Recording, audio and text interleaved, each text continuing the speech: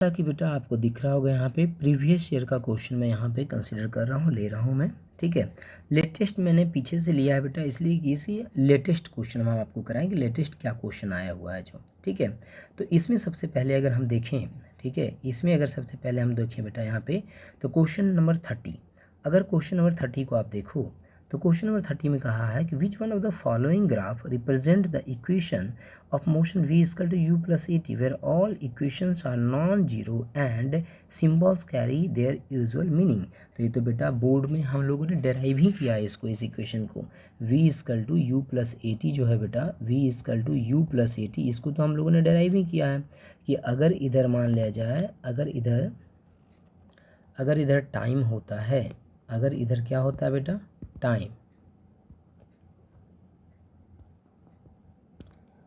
तो यहाँ पे बेटा अगर हमसे वेलोसिटी टाइम ग्राफ पूछता, और मुझे लगता है कि वेलोसिटी टाइम ग्राफ ही पूछा होगा, तो सभी को पता है कि v equal to u plus at में वेलोसिटी टाइम ग्राफ जो होता है बेटा, ठीक है, जैसे कि अगर हम देखें x एक्सिस पे हमारा टाइम है, y एक्सिस पे, तो y equal to M X plus C का ग्राफ कैसा बनता है बेटा, इस तरह का ग्राफ बनता है, तो इसी को फॉलो करेगा, y equal to M X plus C, और इस तरह का ग्राफ हमारा बनेगा। तो जो हमारा बी पार्ट है वो इस हिसाब से करेक्ट आंसर आ रहा है। लेकिन अगर यहाँ पे देखें तो डिस्प्लेसमेंट टाइम की बात किया है, तो अगर डिस्प्लेसमेंट टाइम भी हम सोचे बेटा यहाँ पे, ठीक है, अगर हम डिस्प्लेसमेंट टाइम भी हम सोचे कि अगर हम इधर डिस्प्लेसमेंट ले लेते हैं और इधर हम टाइम ले लेते हैं, तो ऐसा सोचो कि अगर v equal to u plus at है, तो अगर time t equal to zero लेते हैं बेटा, तो time t equal to zero का क्या मतलब है, time t equal to zero का है जिस टाइम पे आपने पार्टिकल को देखा, और जब आपने पार्टिकल को देखा तो पार्टिकल कहीं से आ रहा था उसमें, क्योंकि u वेलोसिटी था, और अगर u वेलोसिटी था तो उसने डिस्प्लेसमेंट ट्रेवल किया था,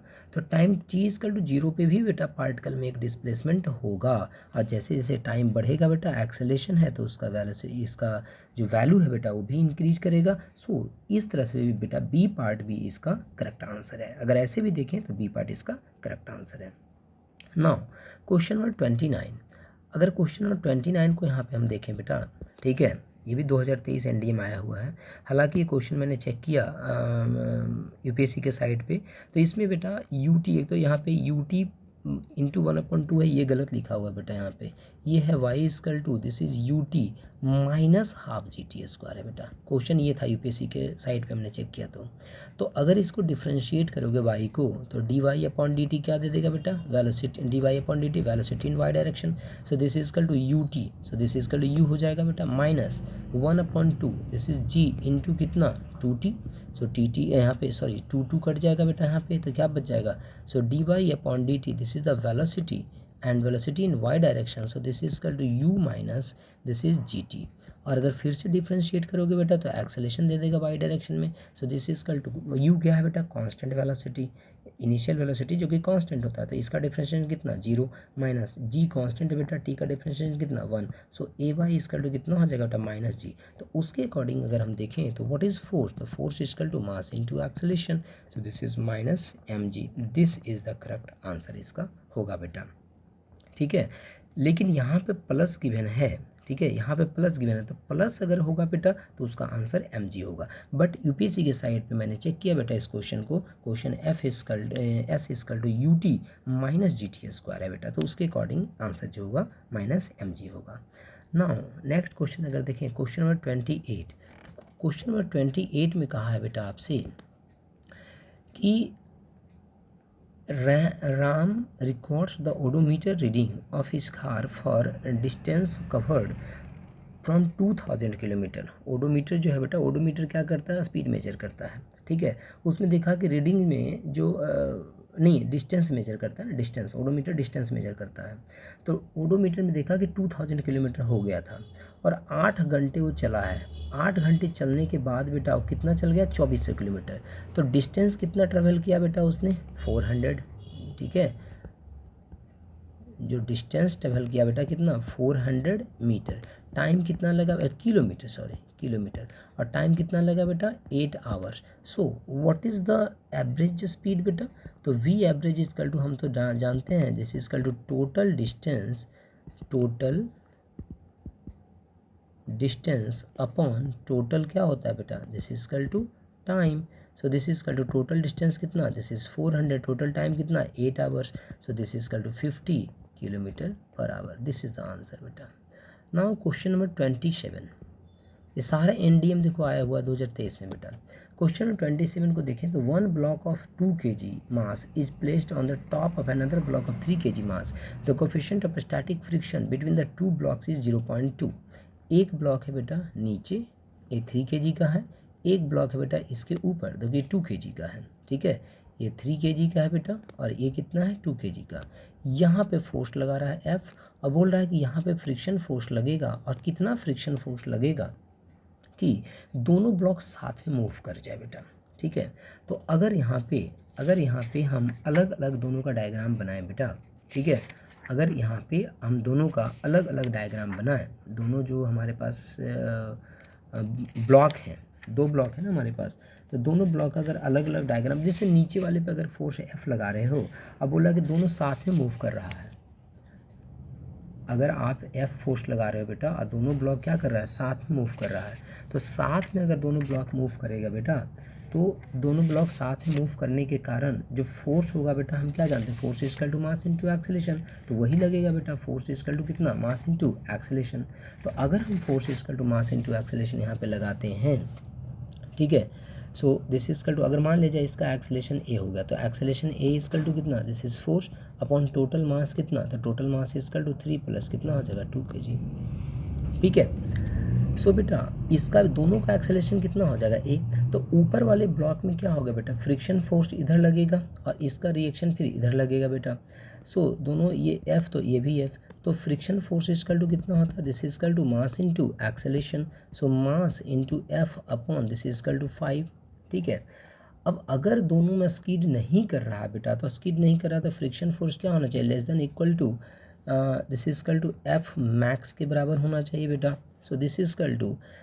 एम एफ अपॉन 5 जो होना चाहिए बेटा, less than equal to mu s into कितना होना चाहिए, दिस इज एम जी होना चाहिए बेटा, स्मॉल मास. सो मास यहाँ से कट गया बेटा. सो एफ जो हो गया यहाँ पे,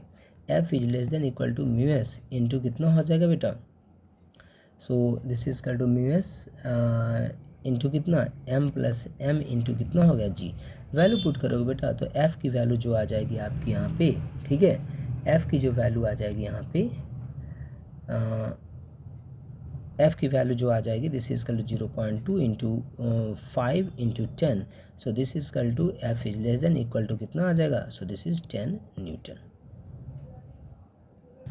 तो ये जो फोर्स हमने निकाला बेटा, ये तो हमने एक्स्ट्रा आपको निकाल के दिखा दिया कि F की वैल्यू हो जाएगी कि F कितना लगाओगे आप. अब फ्रिक्शन फोर्स है बेटा, तो फ्रिक्शन फोर्स इक्वल टू कितना हो जाएगा, this equal to less than equal to mu s m g होगा बेटा. So this equal to friction force maximum कितना हो जाएगा, दिस इक्वल टू 0.2 इंटू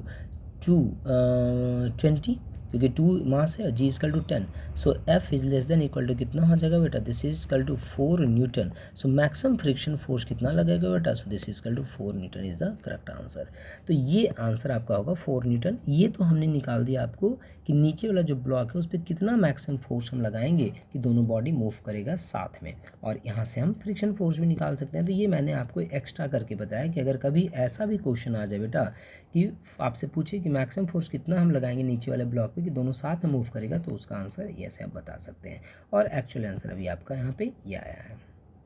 इसके बाद अगर देखें बेटा क्वेश्चन नंबर 26, ठीक है, question number 26, question 20, a sand falls vertically on A. देखो बेटा फोर्स इक्वल टू जो होता है, जब सेकेंड लॉ हम पढ़ते हैं तो